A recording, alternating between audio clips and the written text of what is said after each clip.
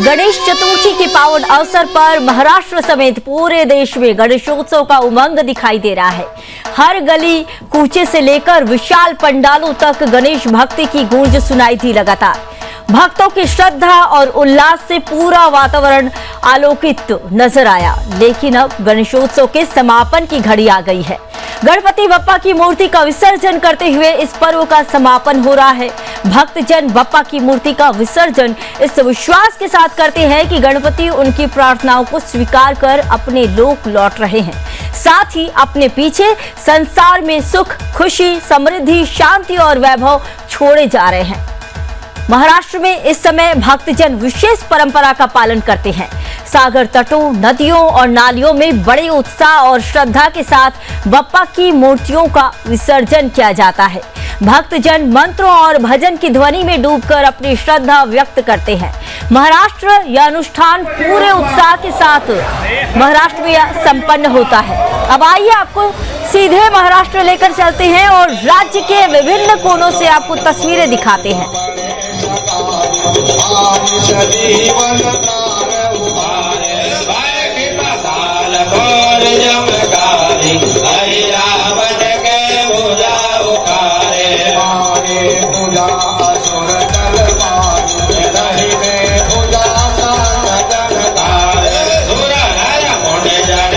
तो ये विसर्जन स्थल की तस्वीरें हम आपको दिखा रहे हैं, जहां विसर्जन की जो है तैयारियां जोरों से चल रही है। ये लाइव तस्वीरें हम आपको दिखा रहे हैं विसर्जन स्थल से। तो ये लाल बागचा राजा की तस्वीरें हैं, जहां पर विसर्जन की तैयारियां जोरों शोरों से चल रही हैं। काफी संख्या में भक्त मौजूद हैं। तो अब बप्पा के विसर्जन की जो है तैयारियां की जा रही है। भारी संख्या में भक्त मौजूद हैं। इस वक्त मुंबई की सड़कों पर सिर्फ और सिर्फ बप्पा का नाम गूंज रहा है। हर तरफ रोशनी, सजावट और भक्ति का माहौल लगातार बना रहा। इस बीच जो है आज जो है भक्त जो है वो बप्पा को विदाई दे रहे हैं, यानी कि आज जो है विसर्जन किया जा रहा है।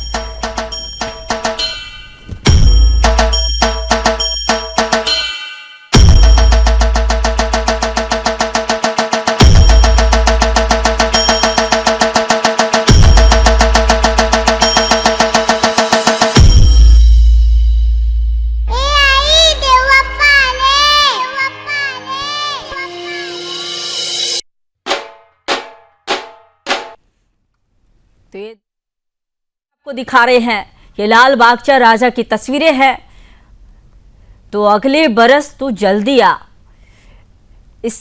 इसी तरह भक्त जो है बोलते हुए आज गणपति जी के विसर्जन करेंगे। तो लाल बागचा राजा की शोभा यात्रा हमेशा की तरह सबसे ज्यादा चर्चा में है। लाखों लोग सिर्फ एक झलक पाने के लिए घंटों खड़े रहते हैं। तो इस दौरान जो है श्रद्धालुओं का यह भी कहना होता है कि बप्पा के आगमन से उनके घर आंगन में खुशियां आती है और विसर्जन के साथ ही अगले बरस का इंतजार जो है वो शुरू हो जाता है।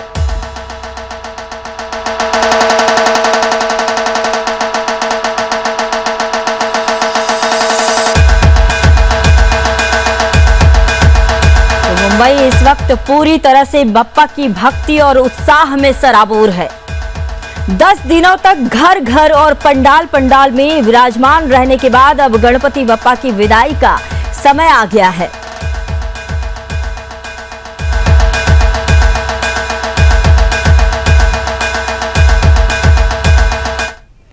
तो इसी पर और अधिक जानकारी के साथ मेरे 3 सहयोगी मुंबई से सीधे जुड़ चुके हैं। प्रभाकर गिरी जो कि मुंबई से जुड़े हुए हैं, विजय रणदीवे पुणे से जुड़े हुए हैं और साथ ही दीपक भी जुड़े हुए हैं, हमारे ब्यूरो चीफ, और साथ ही बाबूलाल और स्नेहल सभी जो है मेरे सहयोगी जुड़ चुके हैं।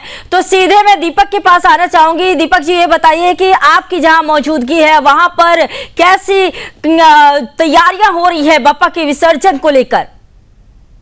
बिल्कुल, जहां पर मैं इस वक्त खड़ा हूं वहां पर लालबाग राजा का जो कुछ ही देर में जो है यहाँ से जो है प्रस्थान होने वाला है विदाई को लेकर, क्योंकि लालबाग राजा जो है सबसे आप जिस जगह मौजूद है उस जगह का नाम भी जरा बता दीजिए। आपकी मौजूदगी इस उस वक्त जगह के जहां पर दर्शन है। लालबाग के दर्शन के लिए जो है जी। की संख्या में जो भक्त है वो यहाँ पर मौजूद है, क्योंकि कुछ ही देर में जो है लालबाग राजा की जो शोभा यात्रा जो है वो यहाँ से निकलेगी, क्योंकि बारिश भी ऊपर से चल रही है, लेकिन भक्तों का उत्साह जो है वो बिल्कुल भी कम होते हुए नजर नहीं आ रहा है संगीता। जी। क्योंकि जिस तरीके से लालबाग राजा हो, तो चिंतपोखरी का राजा हो या जी। मुंबई का राजा हो, या जितने भी जो मान के गणपति आप देख सकते हैं यहाँ पर जो है लाखों की संख्या में जो है जो भक्त जो है छाता लेकर जो है अपने राजा को विदाई देने के लिए जो है यहाँ पर मौजूद है। क्योंकि लालबाग का राजा जो है यह मन्नत का राजा माना जाता है, क्योंकि यहाँ पर लालबाग राजा की जो विदाई को लेकर जो है जो पुष्प वृष्टि की जो तैयारी है वो यहाँ पर की गई है, और ढोल ताशा के नगारों में जो है बापा को विदाई दी जाएगी। कुछ ही देर में जो है पंडाल से बापा यहाँ से जो है प्रस्थान करेगा और सीधा गिरगांव चौपाटी की ओर प्रस्थान करेगा, क्योंकि लाखों की संख्या में जो लोग जो है वो यहाँ पर आए हुए हैं और अपने बापा को विदाई दे रहे हैं। क्योंकि बारिश सुबह से चल रही है, लेकिन बारिश में भी भक्तों का जो जनसलाब है वो बिल्कुल भी कम नहीं हुआ। और यही तस्वीरें जो है हम लगातार 10 दिनों तक भी देखे थे, जब लाल बागचा की एक झलक पाने के लिए भक्त जो है लंबी कतारों में लगे हुए थे। आज भी देखिए वैसी ही तस्वीरें हैं। आखिरी बार जो है भक्त दर्शन के लिए आए हुए हैं, चाहे बारिश हो या फिर धूप हो, लोग जो है भक्त जो है वो लाल बागचा के दर्शन के लिए पहुंच रहे हैं। दीपक जी, मैं आपके पास आती हूँ वापस। बाबूलाल, यह बताइए कि आपकी मौजूदगी इस वक्त कहां पर है और वहां पर क्या कुछ तैयारियां चल रही हैं? इस वक्त मेरी मौजूदगी छत्रपति संभाजी नगर के जिला परिषद मैदान में है, जहां पर पिछले कई वर्षों से गणपति जी विसर्जन के लिए महानगर पालिका प्रशासन की तरफ से जोरदार तैयारी की जाती है। इस वक्त भी यहाँ पर जोरदार तैयारी, लेकिन बारिश बहुत तेज होने की वजह से हम वो नजदीक की तस्वीरें अपने दर्शकों को नहीं दिखा पा रहे हैं। लेकिन आप देख सकते हैं कि इसी मैदान में गणपति जी की विसर्जन की जो है पूरी यहाँ पर लेकर गणपति जी की विसर्जन यहाँ पर शुरुआत हो चुकी है। लेकिन बारिश ज्यादा होने की वजह से अभी जो है यहाँ पर भीड़ ज्यादा नहीं दिखाई दे रही है। लेकिन जैसे ही बारिश का प्रभाव कम होगा तो बड़ी संख्या में यहाँ पर गणपति अपने गणपति जी को लेकर तमाम गणपति भक्त यहाँ पर पहुंचेंगे। ढोल नगाड़े के साथ यहाँ पर यहाँ पर जो विसर्जन किया जा रहा है, साथ ही साथ पूरी तरह से यहाँ पर व्यवस्था की गई है। सुरक्षा की अगर हम बात करें तो नजर बनी हुई शहर के तमाम अलग अलग एरियो में अतिरिक्त सीसीटीवी कैमरे लगाए गए, उनसे भी नजर रखी जा रही है। और दिन भर इस तरह से विसर्जन यात्रा की धूम देखने को मिलेगी छत्रपति संभाजी। ठीक है बाबूलाल, मैं आपके पास आऊंगी वापस। प्रभाकर, आपके पास सीधे आती हूँ। प्रभाकर, यह बताइए कि आपकी जहां पर मौजूदगी है वहां किस तरह के माहौल है, और साथ ही बप्पा को विदा देने के लिए कितने लोग भक्तों में जो है कितना उत्साह देखने को मिल रहा है, क्या कुछ तैयारियां वहां पर हो रही है? जी संगीता, मैं आपको बता दूं कि मैं इस वक्त जो है गिरगांव चौपाटी के यहाँ में खड़ा हूँ मैं इस वक्त। और यहाँ पर जो है अभी छोटे छोटे जितने गणेश भगवान के जो मूर्तियां जो है वो विसर्जन के लिए आना शुरू हो चुका है यहाँ पर।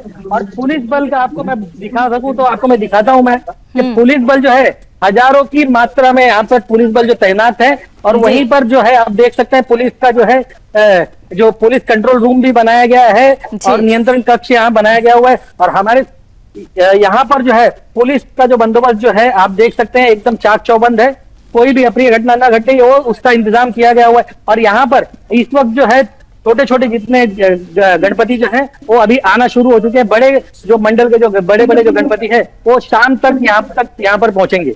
संगीता, ठीक है। दीपक, मैं आपके पास आती हूँ। दीपक, यह बताइए कि जो वहां पर भक्त हैं उनसे भी जरा बात कीजिए, क्योंकि आपके आसपास कई लोग वहां पर मौजूद हैं, तो आज जो है उनका क्या कुछ कहना है, कितना उत्साह है, जरा उनसे भी बात कीजिए, भक्तों से भी बात कीजिए। आप है कई जो भक्त जो है बारिश चल रही है, क्योंकि वो दर्शन के लिए यहाँ पर आ चुके हैं। कई जो भक्त हैं, काका कहाँ से आए हो आप, क्योंकि बापा के दर्शन की आस लगी है? हम कलवा से आए, थाना। कहाँ से आए हो? थाना कलवा से। देखिए कई दूर से लोग जो है वो यहाँ पर आ रहे हैं, क्योंकि जो है बारिश चल रही है, लेकिन बारिश में जो है वो भक्त यहाँ पर खड़े हैं और बापा की विदाई की राह यहाँ पर देख रहे हैं, क्योंकि कुछ ही देर में जो है लालबाग के राजा जो है उसका आगमन यहाँ पर होगा। संगीता, दीपक, यह बताइए कि सुरक्षा को लेकर क्या कुछ इंतजाम वहां पर किए गए हैं?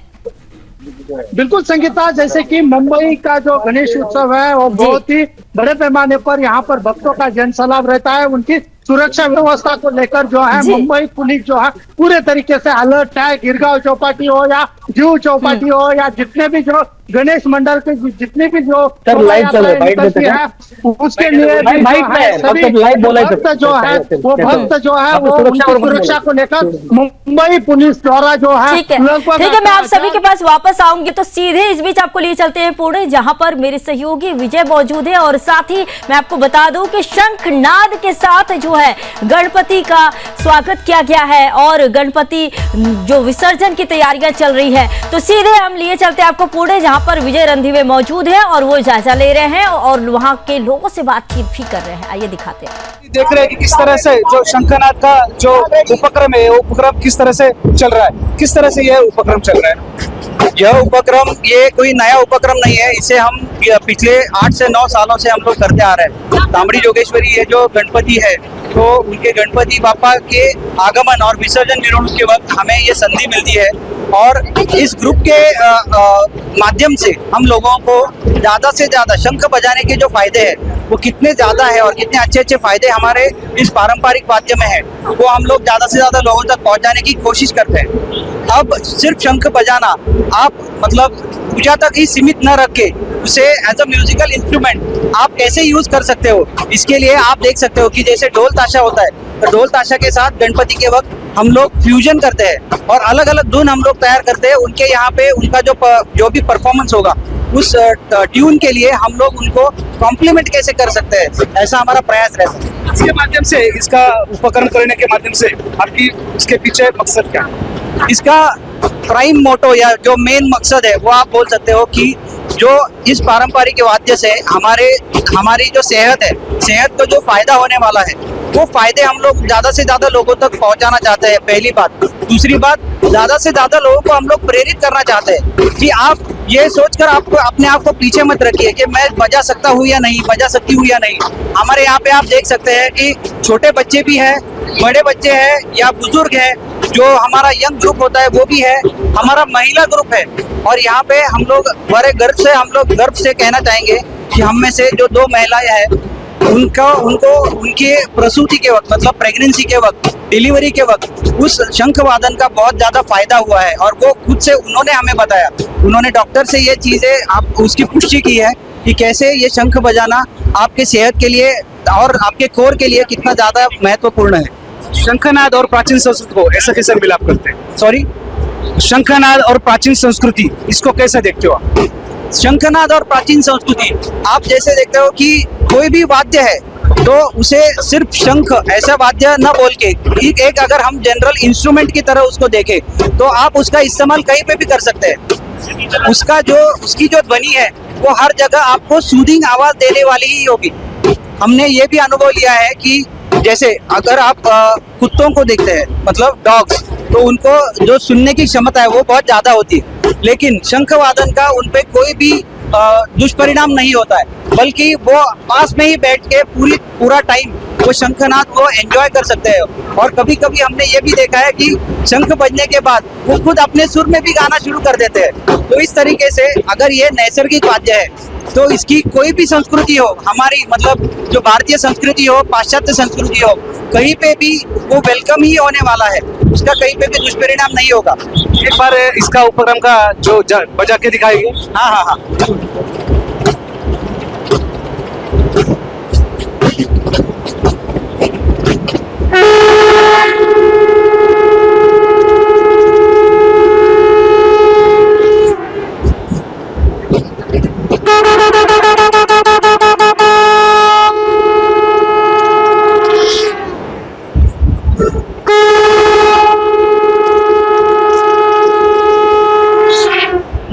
देख रहे हैं कि किस तरह से ये शंख बजाने के बाद जो नैसर्गिक जो शरीर के अंदर जो अच्छा लगता है वो उनके माध्यम से कहा जा रहा है। विजय रणधीवे, सुदर्शन न्यूज, पुणे।